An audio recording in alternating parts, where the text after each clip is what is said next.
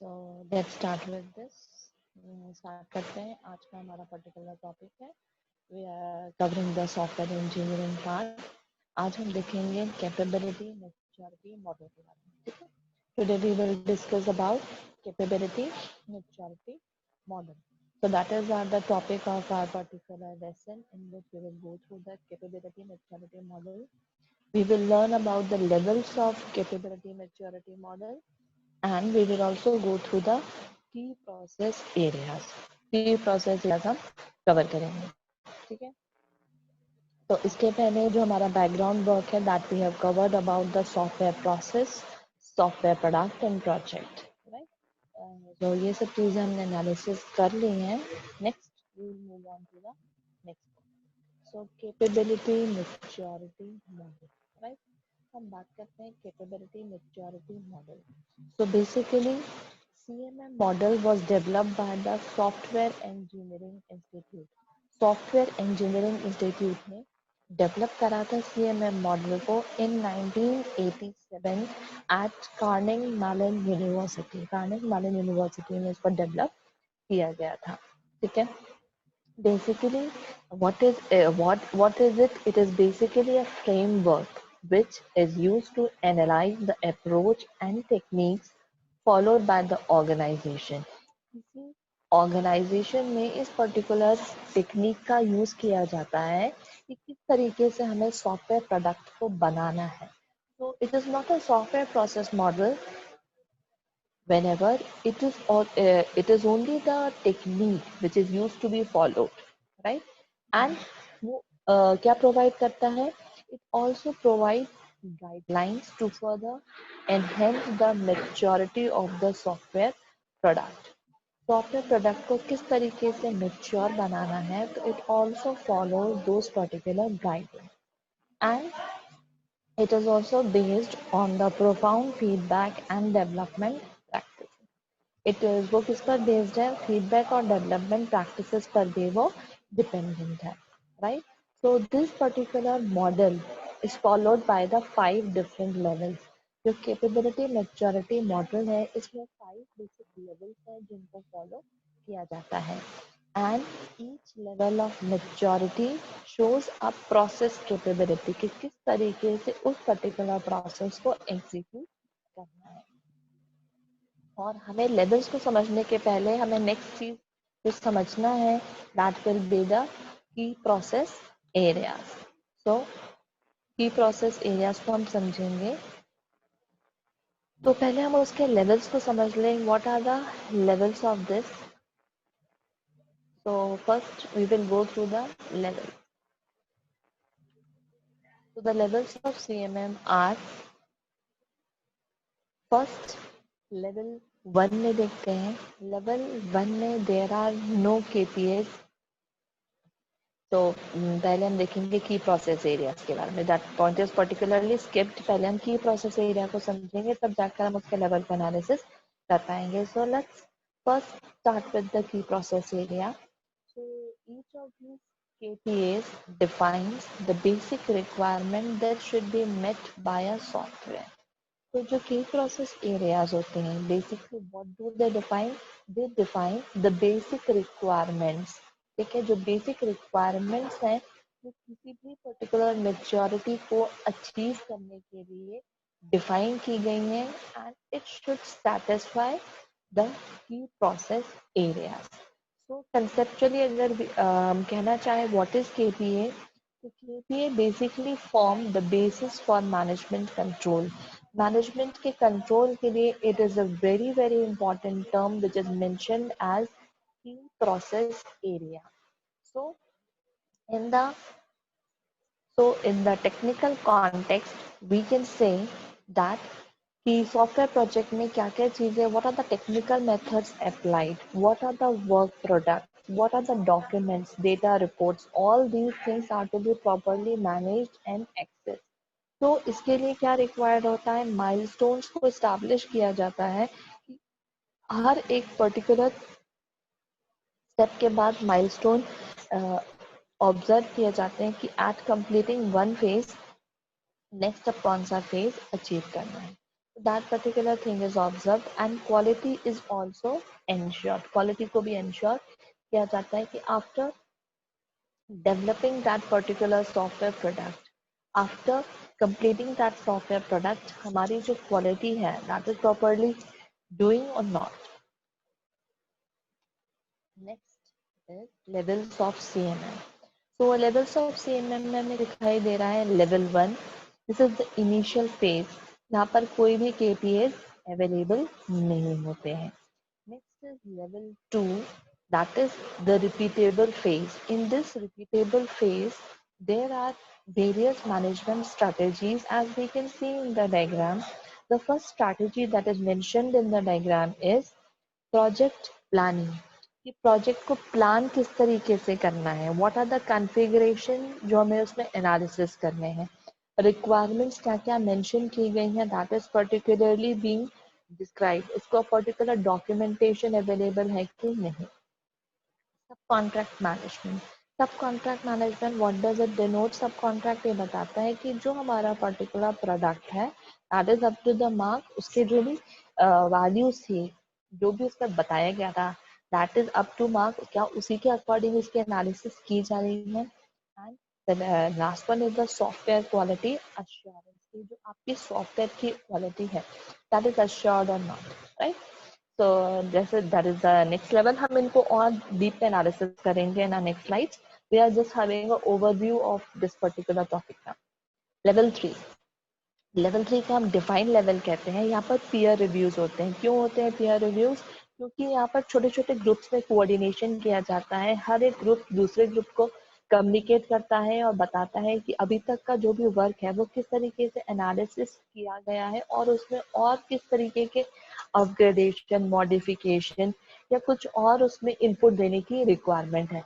तो that is going to be analysed and managed. And the next one is the organisation process definition, कि उनकी कि किसी भी पर्टिकुलर ऑर्गेनाइजेशन के लिए अगर काम किया जा रहा है तो उस ऑर्गेनाइजेशन में किस तरीके से प्रोसेस किया जा रहा है, what is the main focus points which is to be observed. And the last one is the training programme, कि किस तरीके से ट्रेनिंग करी जा रही है. ठीक है. Now next level 4. लेवल 4 को हम मैनेज्ड लेवल कहते हैं क्योंकि यहाँ पर बेसिकली एनालिसिस किया जाता है सॉफ्टवेयर क्वालिटी के बारे में एंड क्वांटिटेटिव मैनेजमेंट के बारे में. तो those particular things are going to be observed in the software quality management. ठीक है. Then process change management. Process change management होता है लेवल 5 में, जहाँ पर ऑप्टिमाइज किया जाता है टेक्नोलॉजी का जो भी चेंज है उसको एनालिसिस करना एंड देन डिफेक्ट प्रिवेंशन. अगर कुछ डिफेक्ट्स आ गए हैं तो उन डिफेक्ट्स को प्रिवेंट किया जाना, कि उन चीज़ों को कैसे कॉन्फ़िगर कर सकते हैं, कैसे अवॉइड कर सकते हैं. Those particular things are going to be observed. अब हम सबसे पहले लेवल बाय लेवल हम सारे लेवल्स को डिस्कस करते हैं. तो सबसे पहला लेवल 1 है इनिशियल लेवल. तो as in the initial level जहाँ पर कोई भी KPAs की प्रोसेस एरिया भी यहाँ पर कुछ मेंशन है नहीं. अभी हम सारी बेसिक लेवल पर चलेंगे. तो सबसे पहले हम क्या करेंगे, सबसे पहले सारी चीज़ों को एनालिसिस करेंगे. ठीक. तो process followed are ad hoc and immature and are not well defined. तो in this phase all the things are not cleared. अभी सब चीज़ें क्या होती है, जस्ट स्टार्टिंग फेज है, इनिशियल फेज है. तो सारी चीज़ों को डिफाइन करने की रिक्वायरमेंट होती है, हमें सब चीज़ों को एनालाइज करना होता है. तो इन दिस फेज बेसिक चीज़ें चलती हैं. ठीक है. एंड यहाँ पर हम किसी भी प्रोडक्ट की क्वालिटी को प्रेडिक्ट नहीं कर सकते एट दिस मोमेंट और टाइम कंप्लीशन नहीं मेंशन कर सकते because this is just the initial phase. से अभी हम रिक्वायरमेंट को समझते हैं कि किस तरीके से काम शुरू होना है. ठीक. दूसरा जो फेज है विच is level 2, that is the repeatable phase, which basically focuses on establishing basic project management policies. यहाँ पर देखा जाता है कि पहले किस तरीके के प्रोजेक्ट पर काम किया जा चुका है. तो ताकि जो प्रोजेक्ट स्टडी है वो प्रोजेक्ट स्टडी यहाँ पर भी काम आती है. तो उनकी जो पॉलिसीज मेंशन की गई हैं किसी पर्टिकुलर सॉफ्टवेयर प्रोडक्ट को, उन्हीं पर्टिकुलर पॉलिसीज को दूसरे प्रोजेक्ट में अप्लाई किया जाता है. तो यहाँ पर उसको देखा जाता है कि जो गाइडलाइंस है, जो पॉलिसीज है, उनको यहाँ पर फॉलो किया कैसे जाएगा. And experience with the earlier project is used for managing new similar nature project. तो यहाँ पर उसको इसी तरीके से एनालिसिस किया जाता है कि अर्लियर प्रोजेक्ट से सिमिलर अगर कुछ है तो उस एक्सपीरियंस को यहाँ पर भी काम लिया जा सकता है। ठीक है, okay. So next we will continue in this particular level 2 की भी हम बात करेंगे। तो लेवल 2 में हमने एक बात कही थी प्रोजेक्ट प्लानिंग की। तो प्रोजेक्ट प्लानिंग में क्या क्या चीजें इन्वॉल्व रहती हैं, what are the things are going to be involve, कि यहाँ पर जो भी रिसोर्सेज यूज होने वाले हैं दैट शुड बी आइडेंटिफाइड, कि कौन कौन से रिसोर्सेज यूज होने हैं, क्या क्या कॉन्स्ट्रेंट्स हो सकते हैं आपके प्रोजेक्ट में। ठीक है, जैसे मान लीजिए कोई एप्लीकेशन बनाई जाती है तो उसमें ऐसा हम मार्क कर देते हैं कि this application is only for the age of 18 above, उससे 18 के बिलो जो है उसके यूजर्स नहीं हो सकते। तो ऐसे कॉन्स्ट्रेंट्स मार्क किए जा सकते हैं कि इतनी एज उसमें होना चाहिए। ठीक है, ऐसे कुछ कॉन्स्ट्रेंट्स को मार्क किया जा सकता है। तो जो भी डिटेल्ड प्लानिंग होती है वो सारी प्लानिंग यहाँ पर पहले से ही एनालिसिस कर ली जाती है, क्योंकि अगर हमें क्वालिटी सॉफ्टवेयर बनाना है तो ये सारी की सारी चीजें उस पर रिक्वायर्ड होंगी। ठीक, तो प्रोजेक्ट प्लानिंग के बाद नेक्स्ट थिंग क्या होती है, कॉन्फ़िगरेशन मैनेजमेंट। कॉन्फ़िगरेशन मैनेजमेंट किस पर फोकस करता है, it basically focus on maintaining the performance of the software quality product. किस पर फोकस करता है, it basically focuses on the software quality product, कि हमारा प्रोडक्ट किस तरीके से इन्वॉल्व हो रहा है। ठीक, then the next one is requirement management. Requirement management में क्या देखा जाता है, basically it deals with the customer reviews and feedback. ठीक है, तो अगर मान लीजिए अगर कस्टमर का हर समय पे फीडबैक लेना इम्पोर्टेंट होता है, उसके रिव्यूज लेना जरूरी होता है, कि अगर कोई भी चेंजेस रिक्वायर्ड है तो एट द इनिशियल स्टेज पर ही उसको ओवरकम कर लिया जाए, करते much more beneficial.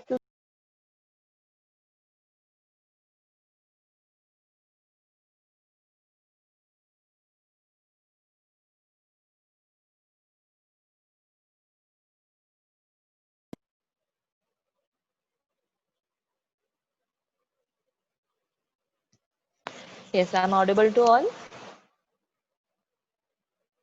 Hello, I'm Yes, audible to ma'am. all. Okay, good. तो हम कहाँ पर थे, we are at the requirement management. ठीक है, तो what we are requirement management,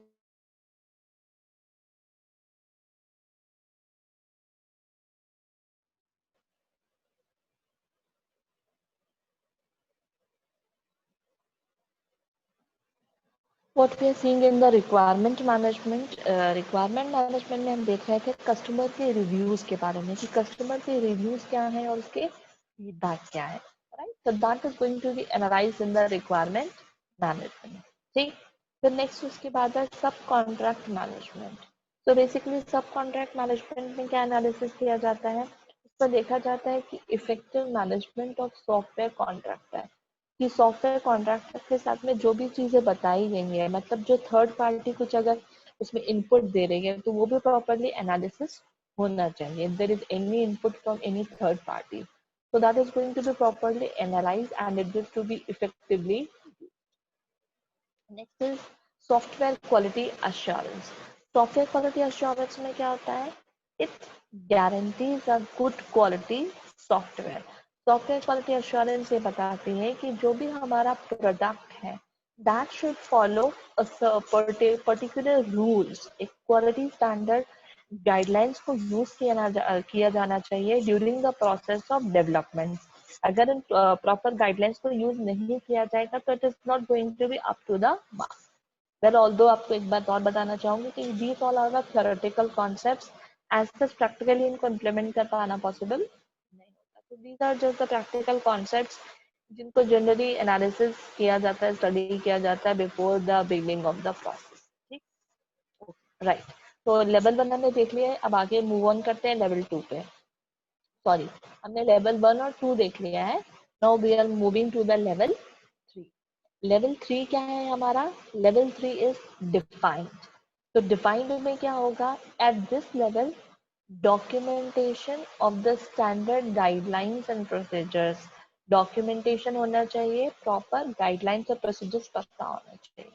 तो इसके लिए क्या रिक्वायर्ड है हमारे पास प्रॉपर इंटीग्रेटेड सेट होना चाहिए। सारे जितने भी हमारे सॉफ्टवेयर जो भी हमारे पर्टिकुलर रिक्वायरमेंट्स है, मैनेजमेंट प्रोसेसेस है, सबका हमारे पास इंटीग्रेशन होना चाहिए, ठीक है। So all these things are going to be observed. Okay. So next what?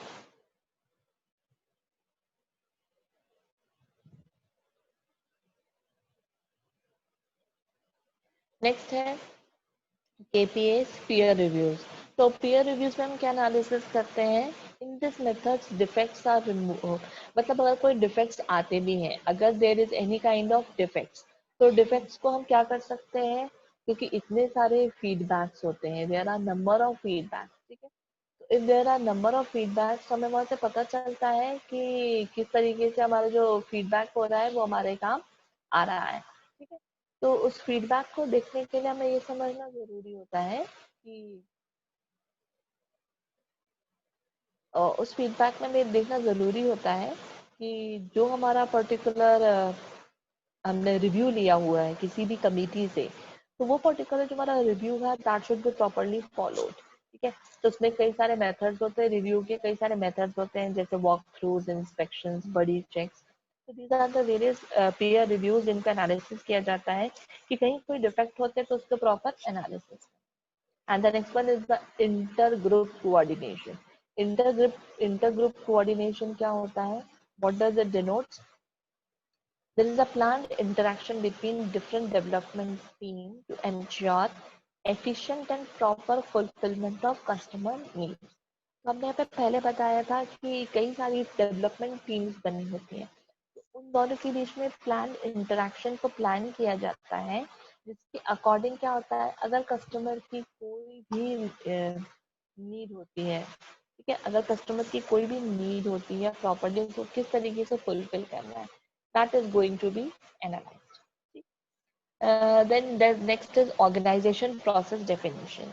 So it is a key focus on the development and maintenance of the standard development process. ये बताता है कि किस तरीके से डेवलपमेंट होना है और मेंटेनेंस होना है। Next is organisation process focus. यहाँ पर फोकस किया जाता है कि what are the activities and practices which are going to be involve for improving the capabilities of a process to a particular organisation. किसी पर्टिकुलर ऑर्गेनाइजेशन को इस activities को प्रैक्टिसेस को फॉलो करके किस तरीके से इम्प्रोवाइज किया जा सकता है। And there are various training programmes which basically focuses on the enhancement of knowledge, कि किस तरीके से टीम के नॉलेज को एनहेंस किया जाता है, टीम के मेंबर्स की स्किल्स को इम्प्रूव किया जा सकता है, इंक्लूडिंग डेवलपर्स भी इसमें रहते हैं। And it also improve the work efficiency, कि एक पर्टिकुलर डेडलाइन पे उस पर्टिकुलर वर्क प्रोडक्ट को कंप्लीट करना है, तो एक जरूरत होती है ट्रेनिंग प्रोग्राम की, जिससे सारे जो मेंबर्स रहे वो मोटिवेटेड रहे, properly coordinate करें, and whatever be the issues that are going to be resolved at that particular moment, ठीक है। Next is the level 4। Level 4 होता है मैनेज्ड लेवल। यहाँ पर क्या देखा जाता है, at this level there is a यहाँ पर देखा जाता है कि हमारे जो क्वालिटी गोल्स हैं कि किसी भी ऑर्गेनाइजेशन के लिए प्रोडक्ट के लिए बनाए गए हैं, that particular goals are going to be organised और not, and there are particular measurements which help the organization to predict the product and process quality। किसी भी प्रोडक्ट और प्रोसेस की क्वालिटी को मेजर करने के लिए ये सब चीजें रिक्वायर्ड होती है। सो सॉफ्टवेयर क्वालिटी मैनेजमेंट क्या करता है, it basically includes the establishment of plans and strategy।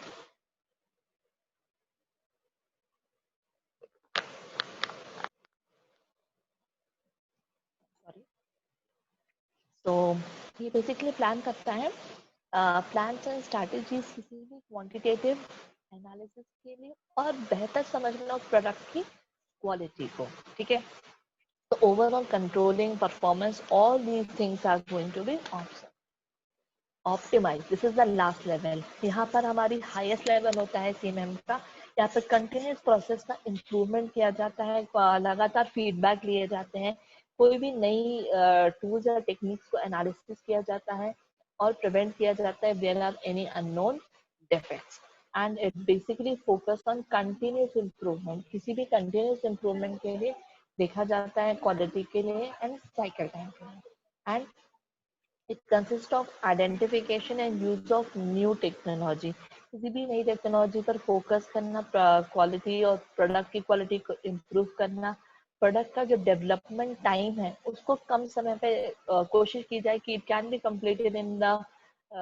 completed in the time as mentioned, जो मेंशन टाइम है उससे पहले उसको कंप्लीट करना। एंड डिफेक्ट प्रिवेंशन, अगर मान लीजिए कोई डिफेक्ट आ रहा है, कुछ दिक्कत आ रही है, तो उस पर्टिकुलर डिफेक्ट को आइडेंटिफाई करना और उसको किस तरीके से प्रिवेंट करना है इन द फ्यूचर प्रोजेक्ट्स। तो that are going to be analyse कि अब ये जो उनके इस समय पर उन्होंने जो भी प्रोजेक्ट बनाया है, जहाँ पर जो भी इश्यूज आए हैं, तो वो इश्यूज फर्दर ना आए, तो उसके लिए ऑप्टिमाइज करना। So we have gone through the overview summary of the CMM। यहाँ पर हमने overview of देख ली है summary CMM की, जहाँ पर हमने सारी चीजों को समझा है, एनालिसिस करा है। ठीक है, तो जिससे हम ये देख सकते हैं और समझ सकते हैं कि चीजें किस तरीके से काम करती हैं। ठीक, तो we have seen the overview of CMM, the key process areas की कौन कौन से की प्रोसेस एरियाज है जिस पे काम किया गया है, लेवल्स ऑफ CMM। ठीक है, क्लियर दिस मच? आगे ये बात समझ में? चलिए, नाउ अटेंडेंस दे दीजिए मुझे आप सभी लोग।